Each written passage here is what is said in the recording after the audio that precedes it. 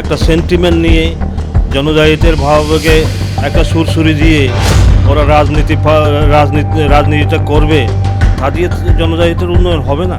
জিতেন চৌধুরীর বিরুদ্ধে উনি প্রার্থী দেন না কেন? জিতেন চৌধুরীর বিরুদ্ধে উনি কথা বলেন না কেন? এই যে যাদের প্রাপ্য থাকা নেওয়ার পরেও এমডিসির ভাতা ঠিকমতো দিতে পারে না, কর্মচারীদের ঠিকমতো বেতন দিতে পারে না, এই হচ্ছে অবস্থা। তাদের যে প্রশাসনিক কাঠামোটা এত দুর্বল, শুধু জাতি বললে হবে না, তিপ্রাসা বললে হবে না। এডিসির বর্তমান পরিস্থিতি কি রয়েছে? যে কোনো সরকার যদি পরিচালনা করতে তাদের একটা সিস্টেম থাকে, তাদের কোনো সিস্টেম নেই। সিস্টেম ছাড়া কাজ। যারা বয়স্ক আছে তাদেরকে সম্মান দেওয়া, তো বয়স্ক নেই। যদি বলবে কথা মতো হবে না, লাগাও পিটা। বলছেন ঘর দিয়ে কি করবে, বিজেপিরা ঘর দেবে কি করবে, পেট্রোল ঢেলাও, আগুন ঢালাও, ঘর শেষ হয়ে যাবে। একজন পবিত্র বিধানসভার একজন দায়িত্বপূর্ণ বিরোধী দলের বক্তব্য এটাই হতে পারে নাকি? আমাদের একটি প্রশ্ন রয়েছে, মিডিয়াকে কেন সেখানকার এডিসির অধিবেশনে কেন মিডিয়াদের ইনভাইট করা হয় না, সেই প্রশ্নটা আপনারা তুলেছিলেন। সেই প্রশ্ন বহুবার উঠেছে। তারা নির্দিষ্ট, বললাম না, রাজতন্ত্র উনি এখানে কায়েম করেছে, কুমুলুঙে উনি রাজতন্ত্র কায়েম করেছে। উনি নির্দিষ্ট এরাই ওরা থাকতে পারবে, বাকিরা থাকতে পারবে না। যার কারণে ওইখানে আমাদের উপরে যদি কোনো আক্রমণও হয় সেটা কেউ জানবে না। নমস্কার, স্বাগত আপনাদের ত্রিপুরা নিউজ 8-এ। আমি আপনাদের সাথে রয়েছি পূজা। আমরা প্রতিনিয়ত রাজ্যের বুকে যে বিষয়গুলো উঠে আসে রাজনৈতিক ক্ষেত্রে দাঁড়িয়ে, তার সমাধান বা স্পষ্টীকরণ তুলে ধরার জন্য রাজনৈতিক যারা ব্যক্তিত্বরা রয়েছেন তাদের সাথে সাক্ষাৎকারে থাকি, তাদের সেই বিষয়গুলোতে প্রতিক্রিয়া কী রয়েছে তা আপনাদের সামনে তুলে ধরার চেষ্টা করি।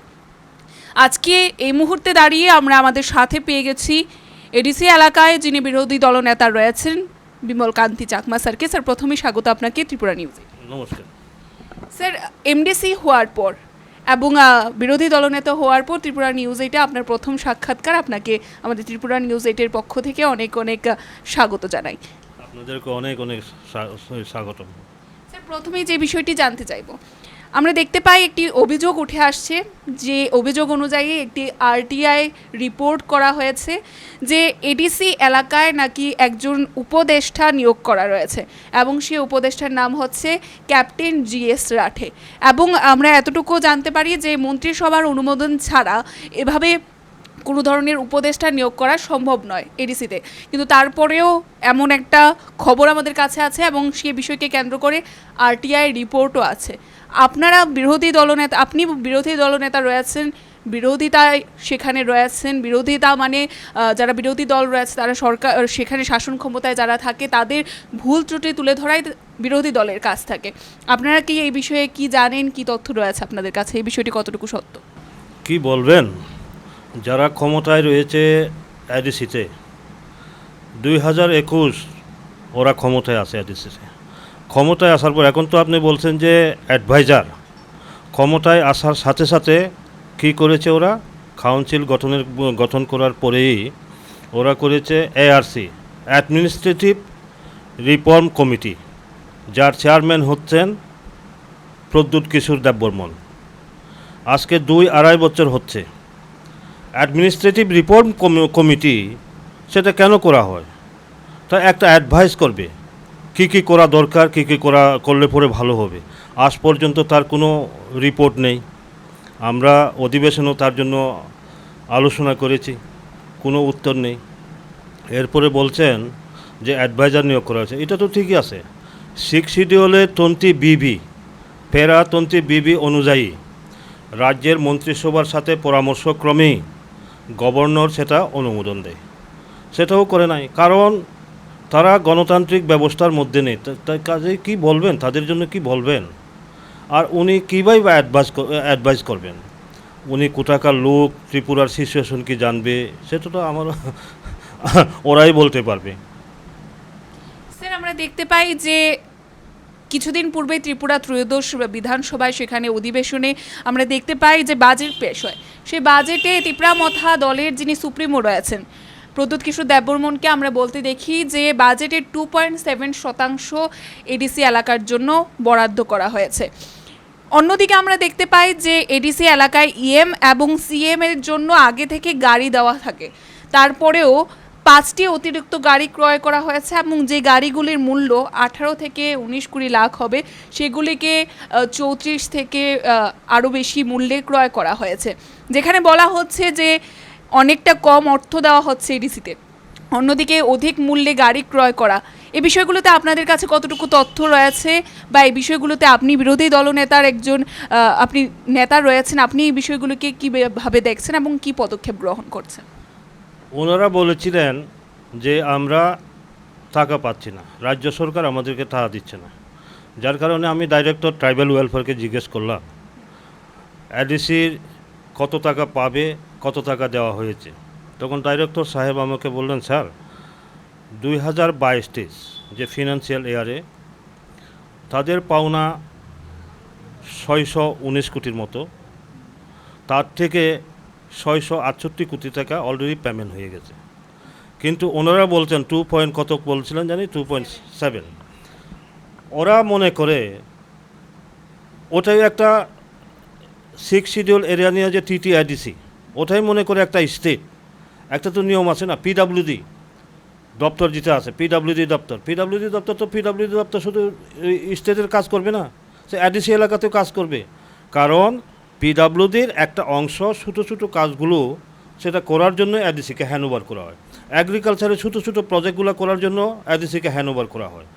তারপরে আপনার যে সেরিকালচার বলুন, বিভিন্ন ডিপার্টমেন্ট, এরকম 14টা ডিপার্টমেন্ট আছে, তারা এগুলা করে। বাকি যে মেজর ওয়ার্কগুলো সেটা স্টেট গভর্নমেন্ট করবে। কাজে স্টেট বাজেটে থাকলে সেটা শুধু নন এডিসি এলাকাতে হবে, এডিসি এলাকাতে হবে না, তেমন তো একটা নেই। মূল কথাটা হচ্ছে 6 শিডিউলের কনসেপ্টটাই ওরা ক্লিয়ার না। আমি অধিবেশনে আমি দেখেছি যে 6 শিডিউলের যে কনসেপ্ট সেটার ব্যাপারে তারা ক্লিয়ার না। 6 শিডিউলের মোতাবেক তাদের ক্ষমতা কী আছে সেটা তারা জানে না। কাজেই এ হলো কি তাদের অবস্থা। একটা সেন্টিমেন্ট নিয়ে জনজাতিদের ভাবকে একটা সুরসুরি দিয়ে ওরা রাজনীতিটা করবে, তা দিয়ে জনজাতির উন্নয়ন হবে না, সেটা সম্ভব নয়। আর তারা বলছে যে বিজেপি জনজাতিদের জন্য কাজ করে না, ক্ষিপ্রমতাও সিপিএমের একই সুরে বলছে। আপনি দেখেন গত 2023 বিধানসভা নির্বাচনে কি হয়েছে, জিতেন চৌধুরীর সাথে ওনারা হাত মিলিয়েছেন কি না আপনারা সেই রিপোর্টে উঠে আসবে। জিতেন চৌধুরীর বিরুদ্ধে উনি প্রার্থী দেন নাই কেন? জিতেন চৌধুরীর বিরুদ্ধে উনি কথা বলেন নাই কেন? আজকে জিষ্ণু দেববর্মা,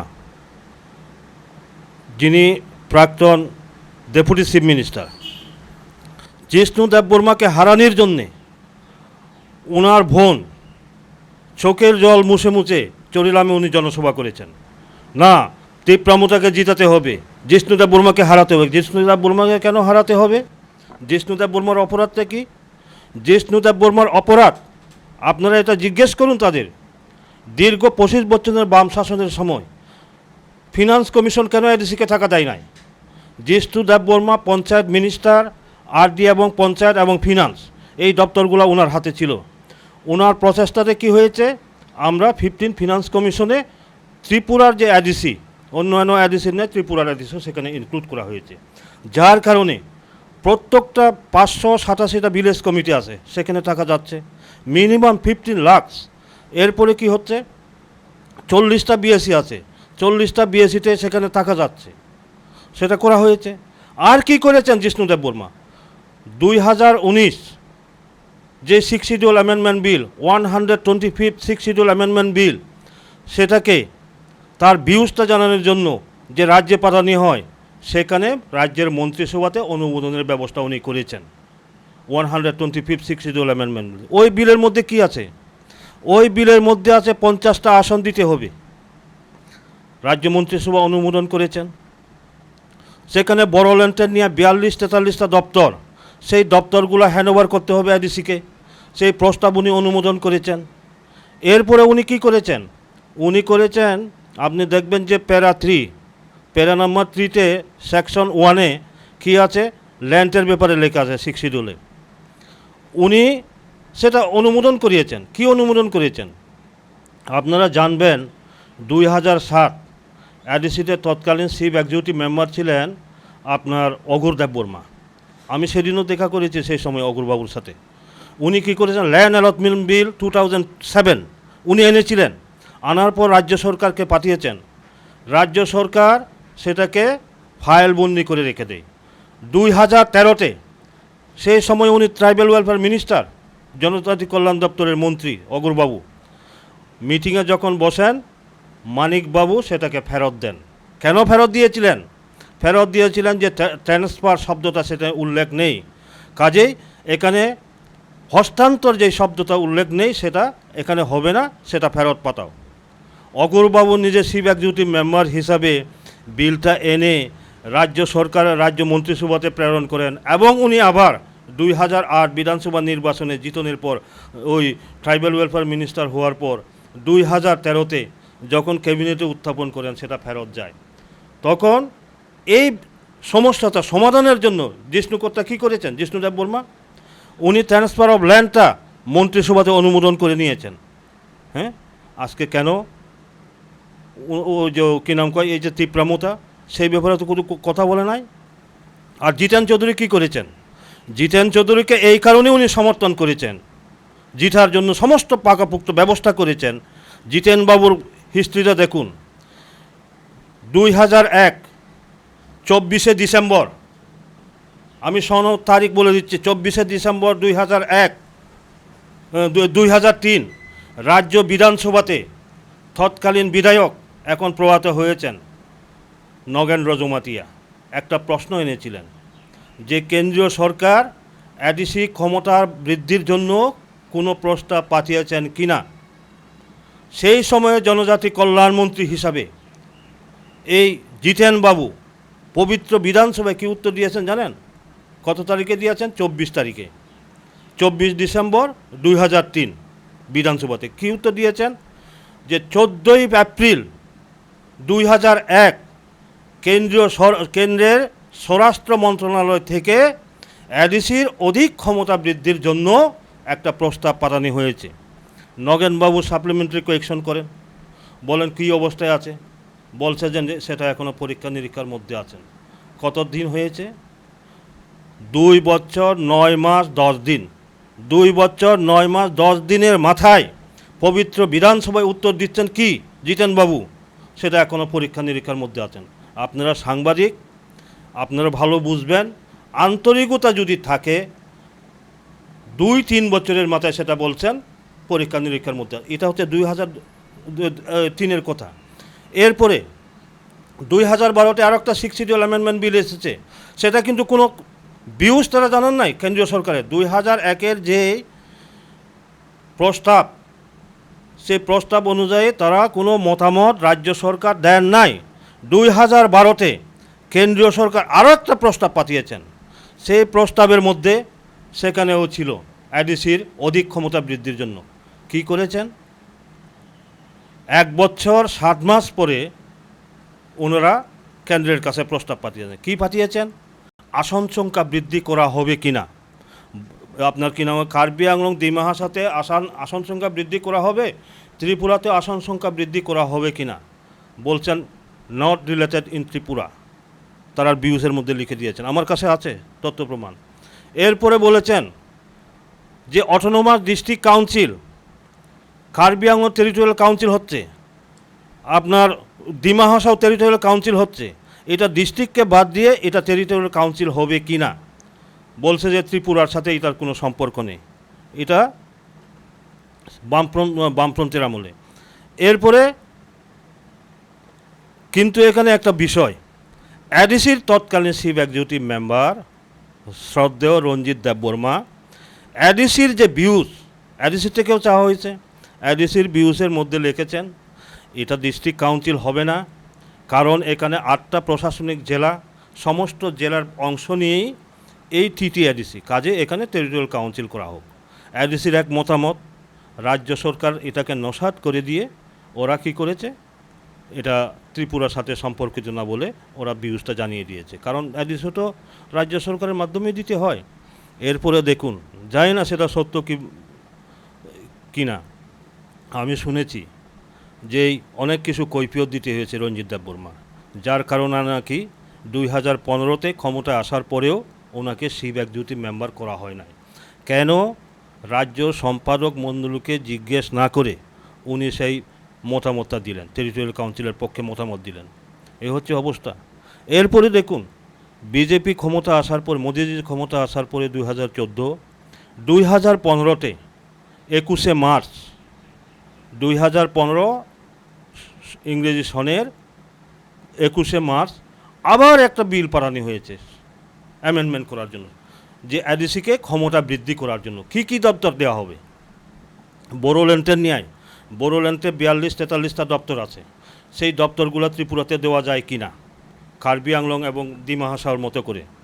এবং এখানে কার্বি আংলংয়ে 50টা আসন করা হবে, ডিমা হাসাওতে 40টা আসন করা হবে, ত্রিপুরাতেও এইভাবে আসন সংখ্যা বৃদ্ধি করা হবে কি না। এখানে ওরা কি লিখছেন, মতামতটা কি দিলেন, ভিউজটা কি জানালেন, নট রিলেটেড ইন ত্রিপুরা। এই হচ্ছে তাদের অবস্থা। কতদিন পরে দিয়েছেন? প্রায় 2 বছরের মাথায় ওরা সেখানে সাবমিট করছেন 2017। এরপরে দেখুন হিস্ট্রিটা, আমি এই কারণে বলছি, এডিসি প্রসঙ্গ, মানুষ এখন জনজাতিরা বিভ্রান্তির মধ্যে আছে, খেয়ে সত্য খেয়ে মিথ্যা। কিন্তু এর জন্য আমি এই যে ইতিহাসটা একটু তুলে ধরছি। এডিসি ক্ষমতায়নের জন্যে কেন্দ্র থেকে 2001, 2012, 2015, 2019 3টা প্রস্তাব এসেছে কীভাবে করলে পরে এডিসি ক্ষমতা বৃদ্ধি করা যায় এবং তারা স্বাবলম্বী হবে, তার জন্য এইগুলো এসেছে। তারপরে 2017-তে যারা ওরা এইভাবে তারা করলো, আমরা তখন ত্রিপুরা প্রদেশ জনজাতি মোর্চার তরফ থেকে দিল্লির সাথে আমরা সংযোগ স্থাপন করি। আমরা বললাম, এই যে 2017 বামফ্রন্ট সরকার এইভাবে মতামত দিয়েছে, ত্রিপুরার তো কোনো কথাই উল্লেখ নেই। তখন রাজনাথ সিং হোম মিনিস্টার ছিলেন, রাজ্যসভাতে উনি প্রস্তাবটা আনার পরে সেখানে পার্লামেন্টারি স্ট্যান্ডিং কমিটি, হোম অ্যাফেয়ার্সের একটা পার্লামেন্টারি স্ট্যান্ডিং কমিটি থাকে, তো ওই কমিটিতে এটা পাঠানো হয় এবং ওই কমিটির চেয়ারম্যান হচ্ছেন আনন্দ শর্মা, খুব ভরসিয়ান নেতা, কংগ্রেস করেন। এটা স্বাভাবিক, ভারতবর্ষের গণতান্ত্রিক ব্যবস্থাটা এমনই, সবসময় পার্লামেন্টারি স্ট্যান্ডিং কমিটির যে হোম অ্যাফেয়ার্সের যে কমিটি থাকে, তার জন্য এখানে কমিটির চেয়ারম্যান বরাবরই আপনার বিরোধী দল থেকে থাকে, তো এখানে পাঠানো হয়। এরপরে দেখুন, আজকে মেবার কুমার জমাতিয়া আইপিএফটির হয়ে 2018 নির্বাচনে উনি মন্ত্রী হন নাই, মন্ত্রী হয়েছিলেন, ট্রাইবেল ওয়েলফেয়ার ডিপার্টমেন্টের মন্ত্রী হন নাই। মন্ত্রী হওয়ার পরে এই যে 2019 125 6 শিডিউল অ্যামেন্ডমেন্ট বিল, ওইখানে ওই বিলের ব্যাপারে 10ই সেপ্টেম্বর 2019 পার্লামেন্ট হাউসে মিটিং হয়েছে। 10ই অক্টোবর পার্লামেন্ট হাউসে মিটিং হয়েছে। আমরা জানি না, সে নিজেও জানে না। আপনার এরপরে 30শে অক্টোবর যেদিন মিটিংটা হবে, ঠিক তার ওই কি বলে 28 তারিখ ওই আপনার মিজোরামের মারা অটোনোমাস ডিস্ট্রিক্ট কাউন্সিলের এরা আমাকে ফোন করে বলে, আপনারা কোথায় আছেন? আমি বললাম, আমি তো আগরতলায়। হ্যাঁ, নর্থ ইস্টের সমস্ত ডিস্ট্রিক্ট কাউন্সিলগুলার লিডাররা সবাই দিল্লিতে অবস্থান করছেন। কী ব্যাপার? 30শে অক্টোবর পার্লামেন্ট হাউসে এটাতে মিটিং হবে। তখন আমি সঙ্গে সঙ্গে মেবারবাবুকে ফোন করলাম। ফোন করলে জানতে পারলাম উনি বলছেন যে আমি নেপাল যেতে আছি। আমি বললাম এই ব্যাপার। বলছে যে 8টা সাড়ে 8টায় এসো আমার বাসায়। তখন গেলাম। এরপরে জানেন, কারণ ওনাকে জানানোরই প্রয়োজন মনে করে না ওনার ডাইরেক্টর সেক্রেটারি, কারণ উনি আইপিএফটির জনজাতির নাম বলে আলাদা রাজ্যের ডিমান্ড করে ক্ষমতায় এসেছেন, স্বপ্ন দেখিয়েছেন জনজাতির এই করবেন, স্বর্গে লয়ে যাবেন, কেউ কোথায় নিয়ে যাবেন। কিন্তু মন্ত্রী হওয়ার পর একটি বারের জন্য যেই এডিসি এলাকা, জনজাতি অধ্যুষিত এলাকা, আনডেভেলপ এলাকা, সেটাকে কীভাবে ডেভেলপ করা যায়, তার ক্ষমতা কীভাবে বৃদ্ধি করা যায়, কোনো চেষ্টাই নেই। তখন দুটো মিটিং সিপিএমের আমলে 2017-তে, বুঝলেন, 2017-তে যেইভাবে বোরোল্যান্ডের ন্যায় 42-43টা দপ্তর দেওয়া হবে কিনা, নট রিলেটেড ইন ত্রিপুরা, 50টা আসন আপনার কার্বি আংলংয়ের ন্যায় দেওয়া হবে কি না, নট রিলেটেড ইন ত্রিপুরা। ত্রিপুরার নাম অটোনোমাস টেরিটোরিয়াল কাউন্সিল করা হবে কি না, নট রিলেটেড ইন ত্রিপুরা। সেই প্রস্তাব নিয়ে এই 2018 বিজেপি আইপিএফটি সরকার আসার পরে ডিপার্টমেন্টের সেক্রেটারি মেবার কুমারের যে ট্রাইবাল ওয়েলফেয়ার ডিপার্টমেন্টের সেক্রেটারি দুটো মিটিং অ্যাটেন্ড করেছেন। ইয়েস, ওইটাই হতে হবে। তারপরে আমরা 28 তারিখে লগেই আমরা কী বলে রামপদ জমাতিয়া, এই সাংসদ রেবতী ত্রিপুরা, তৎকালীন উপমুখ্যমন্ত্রী জিষ্ণু দেববর্মার কোয়ার্টারে আমরা যাই। কোয়ার্টারে যাওয়ার পরে জিষ্ণুবাবু বললেন, রামপদবাবু, বিমলবাবু, আপনারা আগামীকালকে ভোরের যেতে ফ্লাইটে যান কা। তো 29 তারিখ, তখন আমরা 29 তারিখে দিল্লিতে গেছি, রামপদ জমাতিয়ার আমি। সঙ্গে সঙ্গে সন্ধ্যার পরে আমরা গিয়ে আনন্দ শর্মা যিনি চেয়ারম্যান ওনার সাথে দেখা করেছি। দেখা করার পরে আমরা কারণ 30 তারিখে মিটিং অ্যাটেন্ড করার আমরা তো প্রতিনিধিত্ব করতে পারি না, রামপদ জমাতিয়া এমএলএ, আমি তখন এমডিসিও হয় নাই, কাজে আমরা মিটিংয়ে অ্যাটেন্ড করার আমাদের সেটা পড়ে না। সেখানে অ্যাটেন্ড করবে কে? সরকার। মেবার কুমার জমাতিয়া প্রতিনিধিত্ব ঠিক করে দেবে, তার অফিসিয়াল স্টাফ যাবে বা ক্যাডার যাবে, নিজে যাবেন বা ওনার কোন অফিসার যাবেন, সেটা তিনি ঠিক করে দেবে। সেটাও করেন নাই। উনি চেন্নাই গিয়েছেন, চেন্নাই উনি ভ্রমণে, দক্ষিণ ভারতে চেন্নাইয়ে উনি ভ্রমণে গিয়েছেন। কই আমার টিকিট ফাইনাল, আমার এটা ক্যান্সেল করতে পারবো না, থাক। তখন আমরা রিকোয়েস্ট করার পর আমরা বললাম আনন্দ শর্মাজিকে, আমরা বললাম, স্যার, নর্থ ইস্ট 4টা রাজ্যে 6 শিডিউল আছে, তারা গরিব, পলিটিক্যাল পার্টিরা তাদের চাঁদা বাদা নিয়ে আসতে পারবে, কিন্তু ওইখানে জনজাতিদের বিভিন্ন সামাজিক সংগঠন, তাদের মতামতটা সবচেয়ে জরুরি। এই ব্যবস্থাটা আপনারা করেন। ত্রিপুরা রাজ্যে জনজাতিদের সমাজপতিরা আছে, তারা আসবে। তখন উনি জিজ্ঞেস করলেন কোথায় করলে ভালো হয়। আমরা বললাম আপনি গুয়াহাটিতে করেন। তখন এরপরে 18 জানুয়ারি 2020 শিলংয়ে করেছেন একটা, 20 জানুয়ারি 2019 গুয়াহাটিতে আমাদের নিয়ে মিটিং করেছেন। ওইখানে আমরা প্রস্তাব এডিসির যে ক্ষমতা বৃদ্ধির জন্য আমরা সমস্ত প্রস্তাব ওইখানে রাখা আছে। এখন এখানেও এই পর্যায়ে আছে, কারণ একটা জিনিস, নর্থ ইস্টের মধ্যেও মিজোরাম ক্লিয়ার ওরা তাদের ভিউজটা জানাতে পারে নাই, অনেক কিছু সমস্যা আছে, যার জন্য এখনও পার্লামেন্টে আছে। আমরা এখনও ডিমান্ড করছি যে এটা গাড়ির যে অভিযোগটা আছে এই বিষয়ে কি বলবেন? গাড়ির অভিযোগ, ওনারা তো গাড়ি এমনি রেখে দিচ্ছেন। গাড়ি আপনারা বলুন না, এনটাইটেল কে? গাড়ি ব্যবহার করা তো এনটাইটেল থাকে না, খেয়ে গাড়ি ব্যবহার করতে পারবেন। ওরা নেতারাই তো ব্যবহার করছেন, যারা এনটাইটেল না তারাও ব্যবহার করছেন। আপনারা ওই যে একটু আপনাদেরকে রিকোয়েস্ট করব, ওই যে খুমুলুঙে পেট্রোল পাম্প আছে যে, ওইখানে জিজ্ঞেস করেন কত টাকা ব্যালেন্স রয়েছে তাদের। এই যে যাদের প্রাপ্য থাকা নেওয়ার পরেও এমডিসির ভাতা ঠিকমতো দিতে পারে না, কর্মচারীদের ঠিকমতো বেতন দিতে পারে না, এই হচ্ছে অবস্থা। কাজেই তাদের কি বলবো, তাদের যে প্রশাসনিক কাঠামোটা এত দুর্বল। একটা জিনিস আমি এডিসিতেও বলেছি, শুধু জাতি বললে হবে না, তিপ্রাসা বললে হবে না। এখানে যে কোনো জাতি, যে কোনো সম্প্রদায় হোক না কেন, এডিসির সবচেয়ে বড় অভাবটা আমি লক্ষ্য করেছি যে অ্যাকাউন্টস মেনটেন করা, এবং এখানে বাজেট কয় না স্টেটের মতো। তারা যে মনে করে এখানে বাজেট না, বাজেট এস্টিমেট করবে। রাজ্য সরকার যেরকম বাজেট পাস করে না, সেই রকম না কিন্তু এডিসিতে বলবে এটা বাজেট এস্টিমেট, একটা প্রস্তাব করে সেটা রাজ্যে পাঠায়। ওইখানে যে তারা কীভাবে করবে, মানে আপনাদেরকে পরে দেখাবো আমি, তাদের যেই বাজেট এস্টিমেট একটা যে কোনো ডিপার্টমেন্টের সাথে রিলেটেড না, কীভাবে তারা করবে।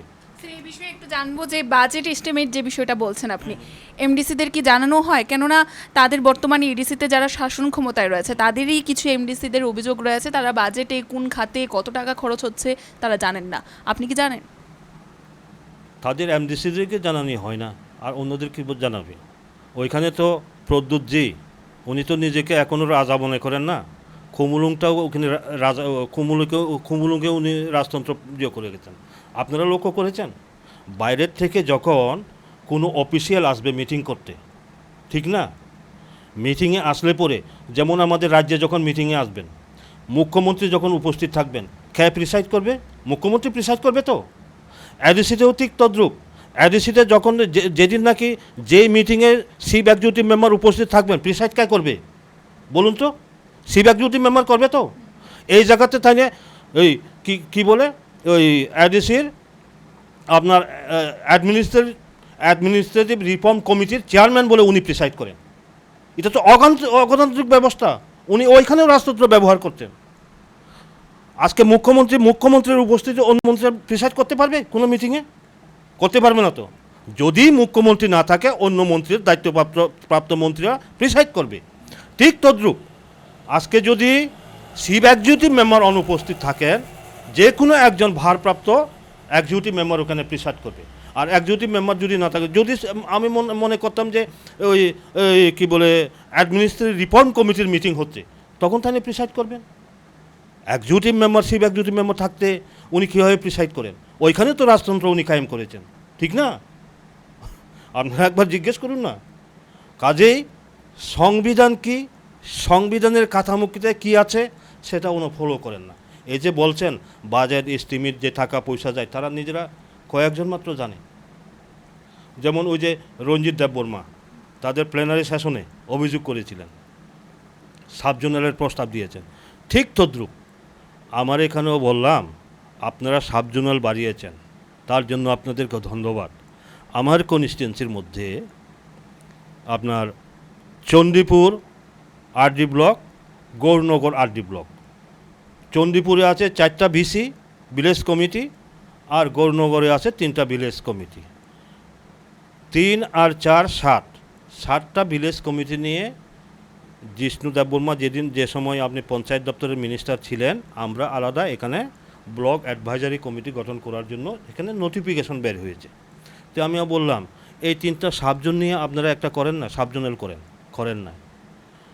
ওরা কী করছে, ওই কুমারগাতে অলরেডি 9টা ভিলেজ কমিটি আছে, ওইটার সাথেই ওখানে হবে। তারপরে কি করেছেন, মাসমারাতে জোনাল অফিস আছে। জোনাল অফিসটা কীভাবে করা হয়েছে, জোনাল অফিস যেখানে থাকবে ওইখানে ডিস্ট্রিক্ট লেভেল যত অফিস থাকবে অ্যাডিসির সবটা এক জায়গাতে থাকবে। সেই হিসাবে প্রায় 21 কোটি টাকা ব্যয় করে ওইখানে মাসমারাতে এইবার 2তলা বিল্ডিং সমস্ত কমপ্লিট চলছে অনেক বছর। এটা বামপন্থীর আমলেই হয়েছে। কিন্তু তারা কি করলেন, হঠাৎ করে ক্ষমতায় আসার সাথে সাথে কোনো পরিকাঠামো ছাড়া সেটাকে ট্রান্সফার করে নিয়ে আসলেন। যার ফলে কি হয়েছে, ওইখানে না জোনাল অফিস না সাব জোনাল অফিস, এই অবস্থা। কাঞ্চনপুরটা হচ্ছে আপনার 10দা সাব জোনালে। লালজুড়ি সাব জোনাল অফিস বাড়িয়েছেন, চলছে কোথায়, 10দা সাব জোনাল অফিস থেকে। অর্থাৎ কি জানেন, চেয়ারম্যান এবং ভাইস চেয়ারম্যানদেরকে ভাতা দেওয়া। এইভাবেই কি বলবেন, তাদের কোনো গণতান্ত্রিক কোনো পরিবেশ নেই ওইখানে। উন্নয়নমূলক কাজ একদম স্তব্ধ হয়ে রয়েছে বললেই চলে। আপনারা যারা বিরোধী দল রয়েছেন বা আপনি বিরোধী দলনেতা হিসাবে আপনার থেকে জানতে চাইবো, আপনারা সঠিকভাবে কাজ করতে পারছেন এডিসিতে? এডিসিতে কাজ করতে পারছেন, প্রশ্ন উঠে না কাজ করতে পারছেন। কাজই নেই, কোথায় কাজ করবেন? কাজ থাকলে না কাজ করবেন, কাজই নেই, কোথায় কাজ করবেন? যার কারণে দেখছেন সাবজোনাল চেয়ারম্যানরা, ওরা তাদের মনোনীত সাবজোনাল চেয়ারম্যান বলছেন কাজ নেই, কিচ্ছু নেই, পদত্যাগ করছেন। কাজ না থাকলে, কাজ থাকলে না কাজ করার প্রশ্ন আছে না, কাজ থাকলে কাজ করার প্রশ্ন, কাজই নেই। টাকাটা কোথায় যায় সেটা রাজা সাহেব জানতে পারবেন, সিএম সাহেব জানতে পারবেন। 2-1 ছাড়া জানার কারোর কোনো ক্ষমতা নেই, প্রশ্ন করারও কোনো ক্ষমতা নেই তাদের দলের মধ্যেই। স্যার, আমাদের কাছে একটি অভিযোগ রয়েছে, যিনি এডিসির বর্তমানে সিএম রয়েছেন পূর্ণচন্দ্র জমাতিয়া স্যার, উনি নাকি বিজেপি সরকার, যে সরকার বর্তমানে শাসন ক্ষমতায় রয়েছে, আরডি ব্লক থেকে যে রাস্তা পূর্বে এডিসির জন্য বানিয়ে দিয়েছিলেন, সেই রাস্তা নাকি সিএম পূর্ণচন্দ্র জমাতিয়া এডিসিতে দেখিয়ে তার অর্থ আত্মসাৎ করে নিয়েছেন। এ বিষয়ে আপনারা কতটুকু জানেন বা আপনার থেকে একটু জানতে চাইবো এই বিষয়টা কতটুকু সত্য? আপনি শুধু পূর্ণচন্দ্র জমাতিয়ার কথা বলছেন, আপনার সমস্ত সাব জোনালগুলোতে অবস্থা দেখেন, একই অবস্থা। আপনারা যদি কিনাঙ্ক যান, যদি জিজ্ঞেস করেন আপনারা কি কি কাজ করেছেন, যদি দেখায় পেপারস নিয়ে, যখন আপনারা ভিজিটে যাবেন দেখবেন যে কোথাও কিচ্ছু নাই, রাস্তা যেখানে রাস্তাই নেই, সব জায়গাতে। শুধু পূর্ণবাবুর এখানে কেন বলবেন?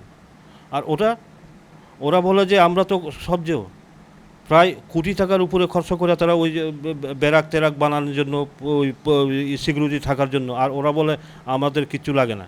হ্যাঁ, এরপরে আপনার শুধু এখানে না, যেই অডিট রিপোর্টে আপনার এই এখানে পরিষ্কারভাবে অডিটর জেনারেল যিনি আছেন উনি ডাইরেক্ট আপনার গভর্নরকে মাননীয় রাজ্যপালকে উনি লিখিতভাবে উনি রিপোর্ট দিয়েছেন যে এডিসিতে সেন্ট্রাল ওর স্টেট যত থাকা ডেভেলপমেন্টের জন্য পাতানি হয় কোনোটা সঠিকভাবে ব্যয় হয় না এবং তার হিসাব নেই। উনি লিখিতভাবে, এটা আমি বিরোধী হিসাবে বলছি না, ওনার রিপোর্টে, যার কারণে আমরা জোনালে আমরা ডেপুটেশন দিয়েছি, আন্দোলন মুভমেন্ট করেছি আমরা আমাদের জনজাতি মোর্চার তরফ থেকে। এটা আমাদের বিজেপির বক্তব্য না, তো অডিটর জেনারেলের বক্তব্য যে এডিসির কোনো হিসাবই নেই তাদের। কেন্দ্র সরকারই বলুন, রাজ্য সরকারই বলুন, যত প্রকল্প, যত ডেভেলপমেন্ট ওয়ার্কের কোনোটার সঠিক হিসাব এডিসির হাতে নেই। কি বলবেন? স্যার, আমরা আরও একটি বিষয়ে জানতে চাইবো আপনার থেকে। আমরা দেখতে পাচ্ছি যে যিনি সিএম ছিলেন প্রাক্তন রাধাচরণ দেববর্মা, তিনি বলেন যে তাদের সময়ে এডিসিতে গাড়ির তেলের খরচ 3 লক্ষ টাকার মতো হতো, কিন্তু আজকের দিনে বর্তমানে এডিসিতে যে দল ক্ষমতায় রয়েছে তিপ্রামথা, তারা সেই 3 লক্ষ টাকাকে 33 লক্ষ টাকাতে এনে দাঁড় করিয়েছে শুধুমাত্র গাড়ির তেলের খরচ। তবে সেখানে বলা হচ্ছে, বা রাধাচরণ দেববর্মা যিনি রয়েছেন, রাধাচরণ বাবু বলেন যে জনগণের ট্যাক্সের টাকা তারা নিজেদের নিচেই সেখানে খরচ করে যাচ্ছেন। এ বিষয়ে আপনার কি প্রতিক্রিয়া থাকবে?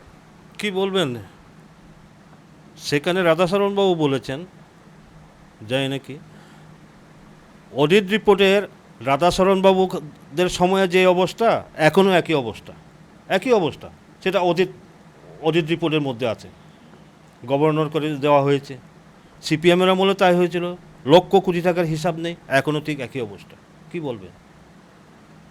স্যার, নুকুম হামারি স্কিমের মাধ্যমে রাধাচরণ বাবু বলেছিলেন যে কিছু বাড়িঘর এমন রয়েছে যা তিনি 9 লক্ষ টাকা দিয়ে তৈরি করে দিয়েছিলেন, বা তিনি বলেছেন যে সেখানে 9 লক্ষ টাকা দিয়ে কিছু বাড়িঘর তিনি পাকা বাড়িঘর তৈরি করে দিয়েছেন। এমনও কিছু বাড়িঘর রয়েছে সেখানে এডিসি এলাকায়। তো আমরা জানতে চাইবো যে তিপ্রামথা দল ক্ষমতায় এসে কতটুকু কাজ করছে বলে আপনাদের মনে হয় এডিসি এলাকায়? আপনাকে আগেও বলেছি, কাজ থাকলে কাজের প্রশ্ন আছে, কাজই করেন নাই তাহলে উন্নয়নের প্রশ্ন থেকে আসবে? কোথাও নেই। তারা বলুক না কি কাজ করেছেন, বলুক, তারা একটা বলুক আমরা এই ডেভেলপমেন্ট কাজ করেছি, প্রকাশ্যে বলুক।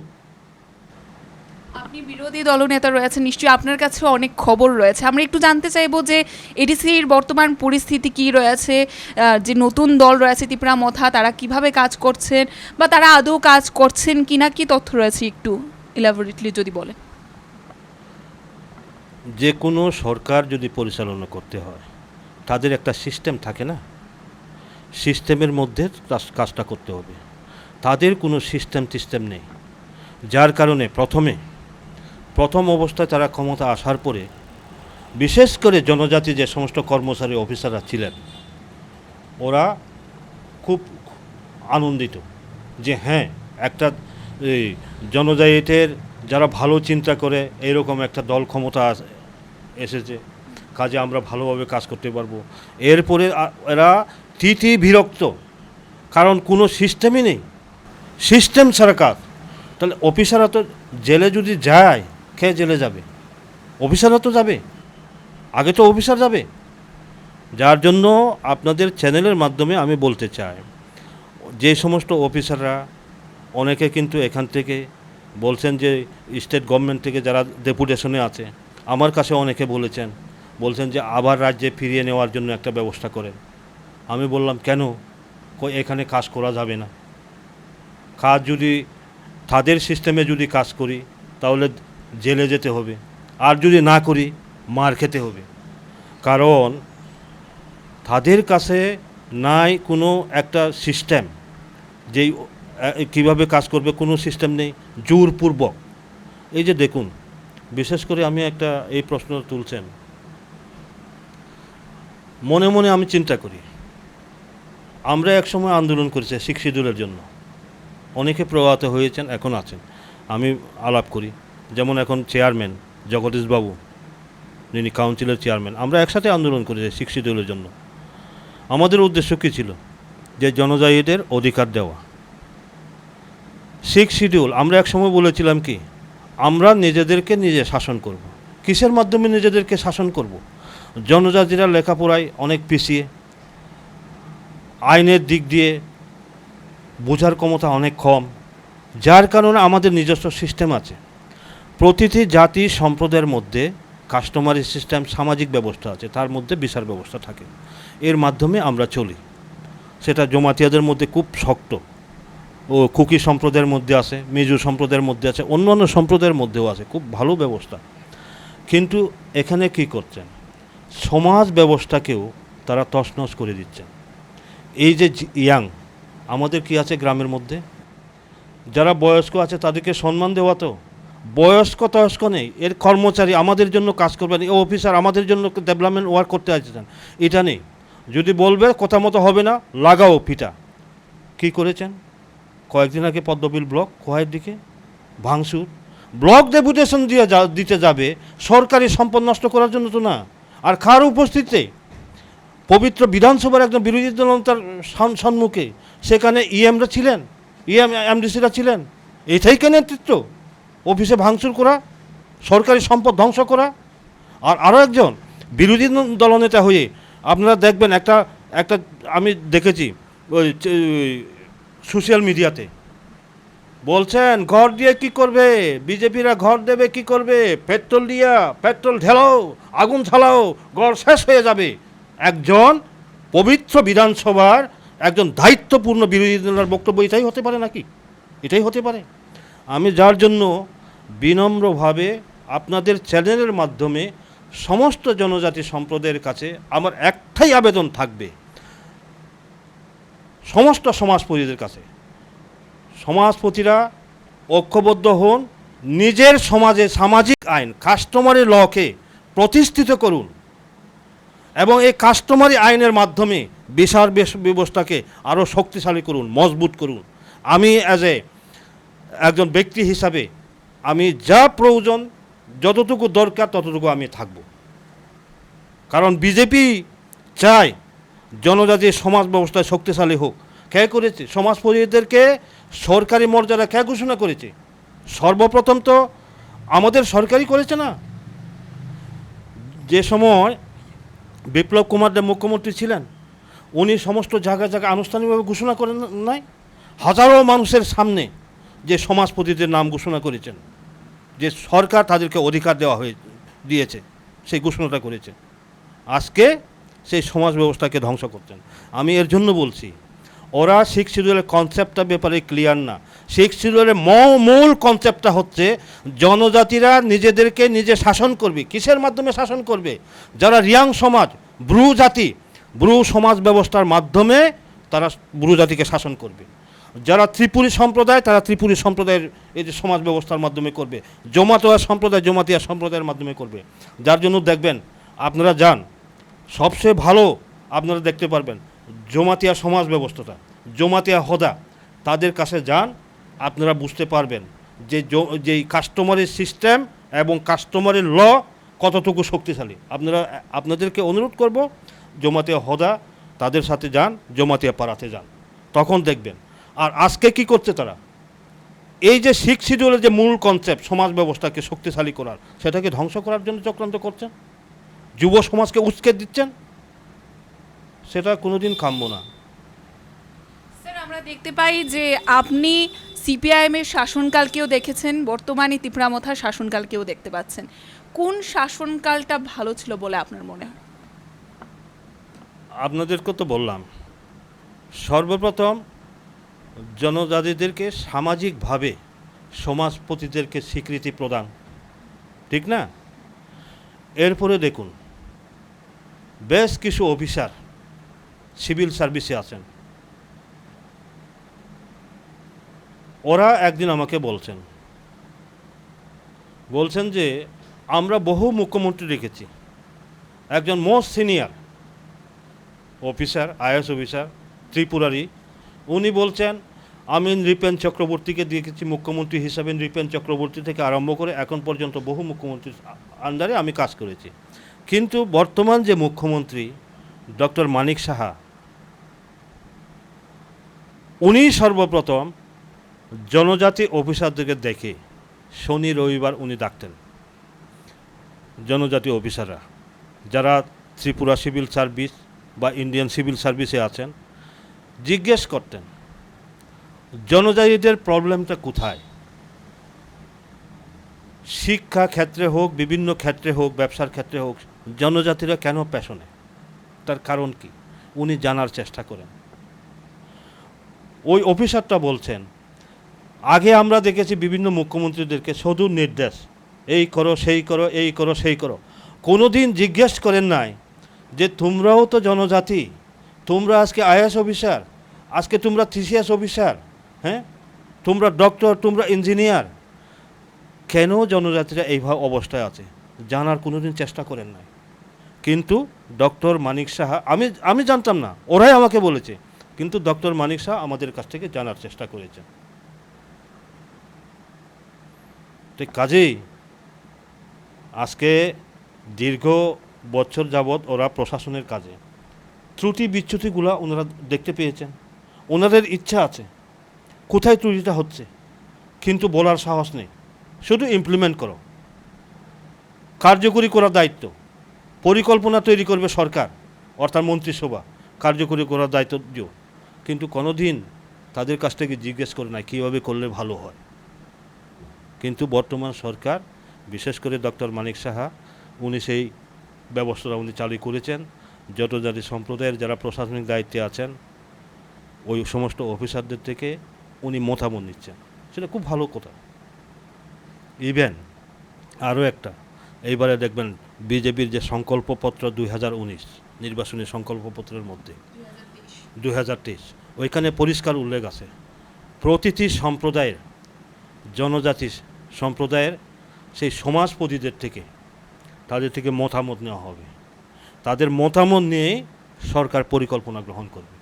তাহলে আগে গভর্নমেন্ট তো জনজাতিদের থেকে কোনো জিজ্ঞেস করার প্রয়োজনই মনে করেন না। তো আজকে সরকারের যে জনজাতি অফিসাররা আছে, জনজাতিদের বিভিন্ন সম্প্রদায়ের যারা সমাজপতি আছে, তাদের থেকে মতামত সরকার নিচ্ছে, সেটাই তো ভালো লক্ষণ না? তাহলে তো এইরকম সরকার আর বিগত দিনে তো আমার চোখে দেখেন, আমি তো নৃপেন বাবুর আমলও দেখেছি, কোনো দিন এরকম হয় নাই। স্যার, আমাদের একটি প্রশ্ন রয়েছে, মিডিয়াকে কেন ইনভাইট করা হয় না? আমরা দেখতে পাই যে ত্রিপুরার বিধানসভায় যেভাবে বাজেট পেশ হয় বা অধিবেশন হয়, ঠিক একইভাবে আমাদের জানা রয়েছে এডিসিতেও বাজেট অধিবেশন হয়। আপনারা কখনো প্রশ্ন তুলেছিলেন কি যে সেখানে ত্রিপুরায় যেভাবে অধিবেশনে মিডিয়াদের ইনভাইট করা হয়, সেখানকার এডিসির অধিবেশনে কেন মিডিয়াদের ইনভাইট করা হয় না? সেই প্রশ্নটা আপনারা তুলেছিলেন কি? সেই প্রশ্ন বহুবার উঠেছে। তারা নির্দিষ্ট, বললাম না, রাজতন্ত্র উনি এখানে কায়েম করেছেন, খুমুলুঙে উনি রাজতন্ত্র কায়েম করেছেন, উনি নির্দিষ্ট এরাই ওরা থাকতে পারবে, বাকিরা থাকতে পারবে না। যার কারণে ওইখানে আমাদের উপরে যদি কোনো আক্রমণও হয় সেটা কেউ জানবে না। ইভেন আমি যেদিন বক্তব্য রাখি, একদিন আলোচনার সময় আমাকে বলা হচ্ছে খকবরক বাই সাদি, খকবরক বাই সাদি। আমি চেয়ারম্যান সাহেবকে প্রশ্ন করেছিলাম, এখানে এই এডিসি অধিবেশনে কোন কোন ভাষায় বলার অধিকার আছে? উনি বাধ্য হয়ে বলতে হয়েছে রিকগনাইজ যে ল্যাঙ্গুয়েজ আছে তার মধ্যে বলতে পারেন। অর্থাৎ দেখুন কি অবস্থা। ওরা তো গ্রেটার টিপ্রালেন মনে বলছে, তো গ্রেটার টিপ্রালেনটা কেন প্রশ্নটা আইছে? ওরার একটা যুক্তি যে সংখ্যাগরিষ্ঠ বাঙালিদের কারণে আমরা সমস্ত অধিকার থেকে বঞ্চিত, সেই কারণে আমাদের যদি স্টাবলিশ হতে হয় তাহলে গ্রেটার টিপ্রালেন লাগবে। এটাই তো যুক্তিটা, সংখ্যাগরিষ্ঠ বাঙালিদের কারণে। আর ওইখানে যারা সংখ্যাগরিষ্ঠ ককবরক, জনজাতিদের মধ্যে কি অন্য ভাষায় কথা বলার লোক নেই? হালাম সম্প্রদায়ের, হালামের বিভিন্ন সাব ট্রাইব, হালাম সম্প্রদায়ের মধ্যে 17-18টা ট্রাইব আছে, তার মধ্যে শুধু রুপিনি এবং কলইরা ককবরক ভাষায় কথা বলে। কুকি সম্প্রদায়, তারও বিভিন্ন সাব ট্রাইব আছে, মগ আছে, গারু আছে, মিজু আছে, চাকমারাও আছে।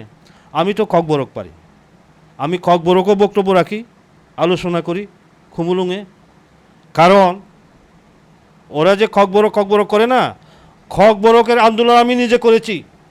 খকবরককে স্বীকৃতি দিতে হবে, আন্দোলনের ছাত্র থাকতে আমি আন্দোলন করেছি। হ্যাঁ, খকবরক ভাষাকে আরও ডেভেলপ করতে হবে, খকবরকের জন্য আলাদা ডাইরেক্টরেট করতে হবে। আপনারা পেপারগুলো দেখুন, পুরানো পেপারগুলো কতজন বলেছে আলাদা ডাইরেক্টরেট করতে হবে। ল্যাঙ্গুয়েজ সেল ছিল আগে, 1996 ল্যাঙ্গুয়েজ সেল ছিল। এটাকে ডাইরেক্টরেট করার জন্য আমি নিজে আন্দোলন করেছি।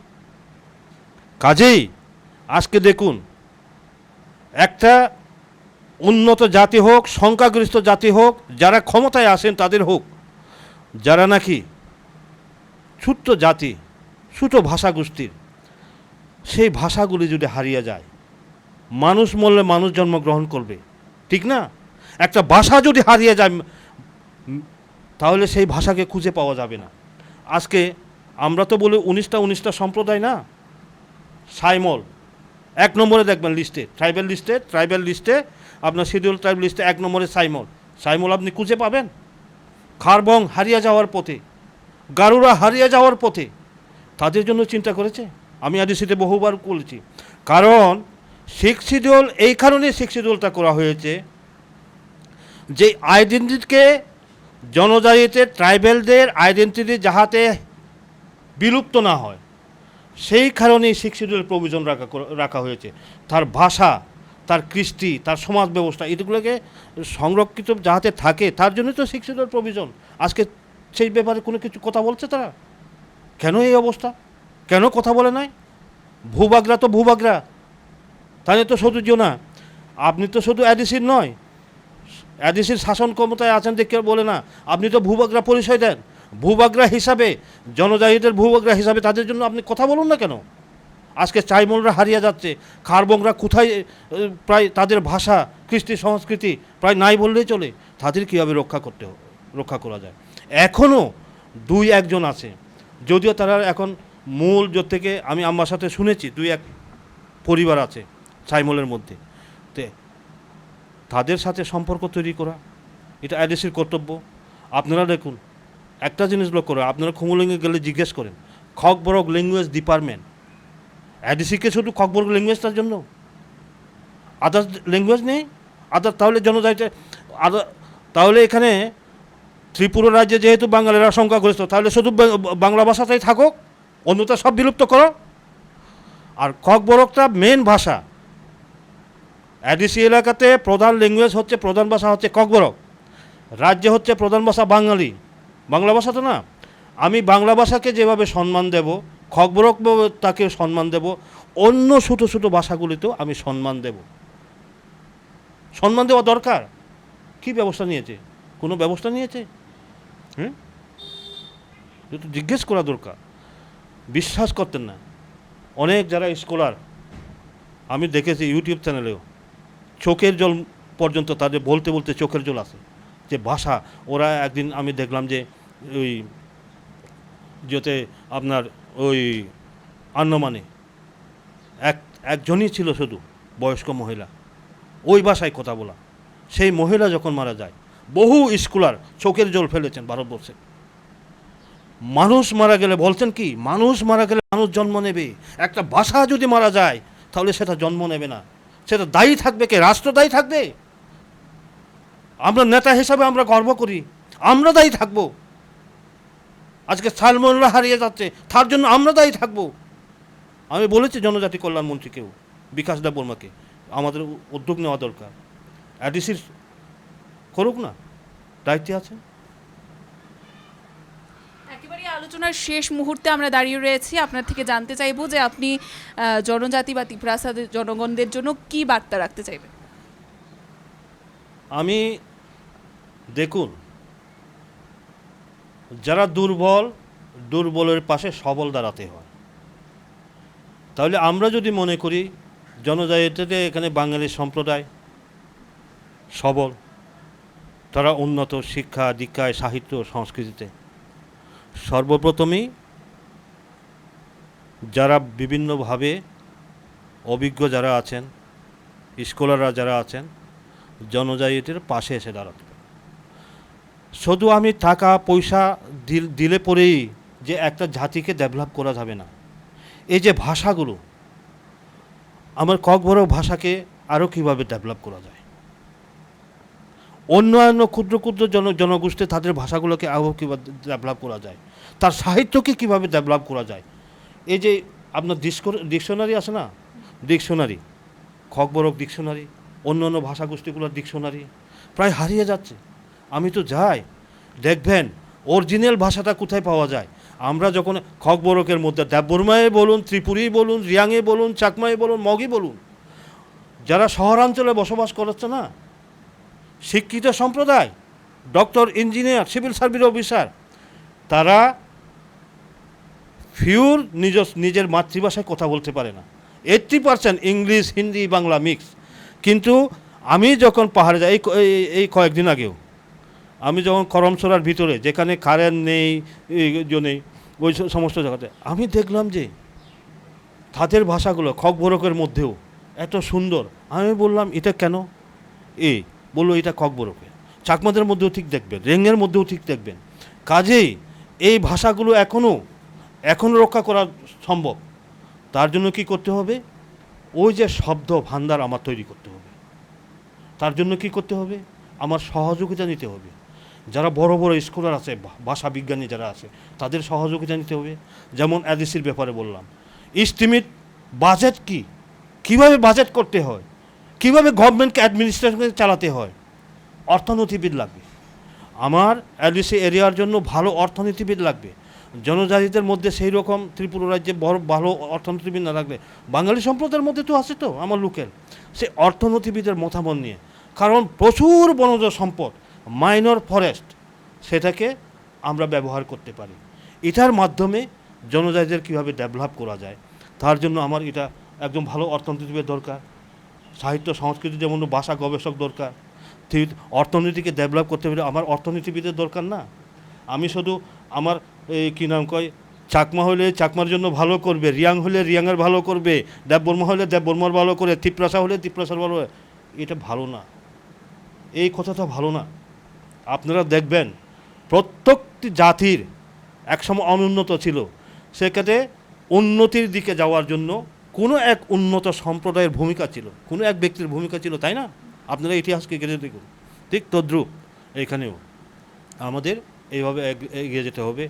আর একটা জনজাতি যুব সম্প্রদায়, ছাত্র সম্প্রদায়ের কাছে বিনম্রভাবে একটা অনুরোধ থাকবে, আবেগ থাকা ভালো, আবেগের মাধ্যমে, ইমোশনের মাধ্যমে সিদ্ধান্ত নেওয়া, হাই হুল্লা করা, সেটা ঠিক না। আজকে দেখুন 40-42 বছরের উপর চলে আমার রাজনীতির জীবন। জনজাতিদের দুঃখ দুর্দশাকে দেখার পরেই আমি কিন্তু রাজনীতিতে আগমন আমার। আমি গবেষণামূলক প্রত্যেকটা বিষয়ে আমি করার চেষ্টা করি। কোন জায়গাতে আমার ডিফেক্টটা হচ্ছে, আমাদের আবারও আছে অ্যাডমিনিস্ট্রেশন। বহু কমিশন, ভারত সরকারের বহু কমিটি গঠন করা হয়েছে, ভালো ভালো প্রস্তাব দেওয়া হয়েছে, কিন্তু সেই প্রস্তাবগুলো কার্যকরী করবে কে? যারা অ্যাডমিনিস্ট্রেশনের দায়িত্বে থাকবে, যারা জনপ্রতিনিধি থাকবে তাদের। যেমন এডিসি অ্যাডমিনিস্ট্রেশন, বলুন না অ্যাডমিনিস্ট্রেশন কীভাবে চলছে। ওইখানে আপনার এডিসিতে ক্ষমতা আসার পর সিভিল সার্ভিস অফিসার, অভিজ্ঞ লোক, চিত্তদেব বর্মাকে চিফ এক্সিকিউটিভ মেম্বার না করে একটা রিমোটটা যাতে আমার হাতে থাকে, আমার কাছ থেকে যাতে ছুটে না যায়, তার জন্য করা হয়েছে না সিএম। এটাই হচ্ছে সবচেয়ে খারাপ লক্ষণ। রিমোট আমার হাতে থাকতে হবে, না হলে চিত্তদেব বর্মার মতো প্রশাসনিক অভিজ্ঞতা, দূরদর্শী চিন্তাভাবনা, যারা নাকি তারা 18 জন জিতছিল, তো তার মধ্যে যদি আপনারা হিসাব করেন তাহলে নাম্বার 1 চিত্তদেব বর্মা আসবে। আজকে যদি অ্যাসেম্বলিতে অপোজিশন লিডার চিত্তদেব বর্মার কেউ হওয়ার উপযুক্ত নেই? আমি জানি ভাষা সাহিত্য নিয়ে গবেষণা করে, সাহিত্য চর্চা করে, বিভিন্ন জনজাতি প্রবলেমটা নিয়ে উনি চর্চা করেন। উনি অপোজিশনে, উনি তীব্রমতার এমএলএ, আগে ছিলেন ইএম, আমি বিজেপির। আমাদের মধ্যে কিন্তু করসপন্ডেন্ট থাকে কোনটানে, যে এই জায়গাতে জনজাতিদের এই ভাষাগতভাবে এই প্রবলেম, হ্যাঁ, প্রশাসনিকগতভাবে এই প্রবলেম, আমাদের মধ্যে কিন্তু কথা হয়। ওনাকে করলেন না কেন? উনি তো তীব্রমতা দলের প্রতিনিধি, কেন করেন না? অর্থাৎ নিজের হাতে রিমোটটা থাকবে না, এই কারণে করেন না। চিত্তদেব বর্মার মতো অভিজ্ঞ লোক থাকতে অ্যাডিসিতেও ওনাকে মর্যাদা দেওয়া হয় না, বিধানসভাতেও ওনাকে মর্যাদা দেওয়া হয় না, সাংগঠনিকভাবেও ওনাকে মর্যাদা দেওয়া হয় না। এটাই হচ্ছে তীব্রমতা। কাজেই আমি আশা করব যে ভারতবর্ষে একমাত্র ছাত্র যুব সম্প্রদায়, যারা বিশেষ করে জনজাতি সম্প্রদায়ের মধ্যে এখন এই যে যাদের স্মার্টফোন আছে, প্রত্যেকটা শিক্ষিত ছেলে মেয়েদের কাছে স্মার্টফোন আছে, আপনারা ওইখানে চার্জ করলেই পাবেন যে প্রথম এই ভারতবর্ষে জনজাতিদের কল্যাণে কে পদক্ষেপ নিয়েছে। প্রথম ট্রাইবাল অ্যাফেয়ার্স মিনিস্ট্রি 1999-এ কে করেছিল? অটল বিহারী বাজপেয়ীজি, যার প্রথম ট্রাইবাল অ্যাফেয়ার্স মিনিস্টার ছিলেন জুয়েল ওরাম, এবং উনি মন্ত্রী হওয়ার পরে এই যে একলব্য রেসিডেন্সিয়াল স্কুল করা হয়েছে, যারা বিপিএল গরিব জনজাতি ছেলেমেয়েরা তারা যদি সিপিএসসির মাধ্যমে ক্লাস 12 পর্যন্ত সেটা বিনা পয়সায় পড়াশোনা করতে পারে। এরপরে জনজাতিদের কোথাও যদি কোনো অত্যাচারিত নির্যাতিত হয় তা দেখার জন্য NST national schedule tribe commission কে করেছে? ওই 89তম সংবিধান সংশোধনের মাধ্যমে 2003-এ বাজপেয়ীজি করেছেন। হ্যাঁ, তাহলে এই যে যেগুলো ত্রিপুরা রাজ্যে আজকে কয়টা একলব্য রেসিডেন্স স্কুল আছে? জায়গায় জায়গায় রেসিডেন্স স্কুলছে। আবার আমাদের প্রস্তাব আছে প্রত্যেকটা ব্লকে ব্লকে, যেখানে এডিসি এলাকা, প্রত্যেকটা প্রশাসনিক ব্লক এলাকা যাতে রেসিডেন্সিয়াল স্কুল করা হয় একলব্য। তাহলে শিক্ষার ক্ষেত্রে, সামাজিক ক্ষেত্রে, অর্থনৈতিক ক্ষেত্রে যে আমাকে মর্যাদা দিচ্ছে তার পাশে থাকবো না? তার জন্য আমি অনুরোধ করব, আমার কথাই নয়, কোনো নেতার কথাই নয়, আমি জনজাতি যুব সম্প্রদায়, ছাত্র যুব সম্প্রদায়ের কাছে আমি অনুরোধ করব, আপনারা চার্জ করুন, মোবাইলে চার্জ করুন, আপনাদের স্মার্টফোন আছে, দেখুন, বাস্তবতা দেখার পরেই সিদ্ধান্ত নেওয়া। আপনাদের আমি একটা কথা বলি, আমি কিন্তু ওই যে দেখেন আমার ঘরটা ছোটো, বই এমনি সমস্ত ঘরের মধ্যে আমার বই থাকে, আমি যতক্ষণ পর্যন্ত পড়ার পরে রিটেন আমি দেখব না ততক্ষণ পর্যন্ত কিন্তু আমি কথা বলি না। আমি আপনাদের সামনে যতগুলো বলছি না, আমার সমস্ত তথ্য নিয়ে, আমার সমস্ত আজ পর্যন্ত ত্রিপুরা রাজ্যের সেই আপনার যখন 1949 থেকে পরে জনজাতিদের কী কী করা হয়েছে, কী কী করা হয় নাই, সমস্ত তথ্য আমার কাছে আছে। এবং এটার উপরে আমি না, যারা বড় বড় বাঙালি সম্প্রদায়ের মধ্যেও আছেন, নন বাঙালি আছেন, তাদের সাথে পরামর্শ করি আমাকে একটু বোঝার, কারণ বুঝতে কোনো লজ্জা নেই। আমি তাদের কাছে যাই, বোঝার চেষ্টা করি যে এটা কেন, এটা কি হলো, এটা বোঝার চেষ্টা করি, কারণ বোঝার দরকার। যার জন্য বিনম্রভাবে আমার ছাত্র যুব ভাইদের কাছে, জনজাতি সম্প্রদায়ের বাস্তবতা দেখার চেষ্টা করুন, আর নিজে আগে দেখবেন, পড়বেন কোথায় কি আছে, তারপরে সিদ্ধান্ত নেওয়া। কারোর কোথায় সিদ্ধান্ত না, আমার কোথায় সিদ্ধান্ত নেবেন না। আমি আমার নেতা বললেও আমি আগে দেখে নেই কী আছে, সেটা আগে দেখে নাও, তারপরে সিদ্ধান্ত, সেই আবেদন তো থাকবে। অসংখ্য অসংখ্য ধন্যবাদ আপনাকে স্যার। আমরা এতক্ষণ পর্যন্ত ছিলাম এডিসি এলাকায় যিনি বিরোধী দলনেতা রয়েছেন বিমল কান্তি চাকমা স্যারের সাথে। আমাদের একান্ত সাক্ষাৎকার ছিল। আমাদের এই সাক্ষাৎকার আমরা এখানেই শেষ করছি। পরবর্তী বিভিন্ন আপডেটস দেখতে অবশ্যই চোখ রাখবেন ত্রিপুরা নিউজ 8-এর পর্দায়। নমস্কার।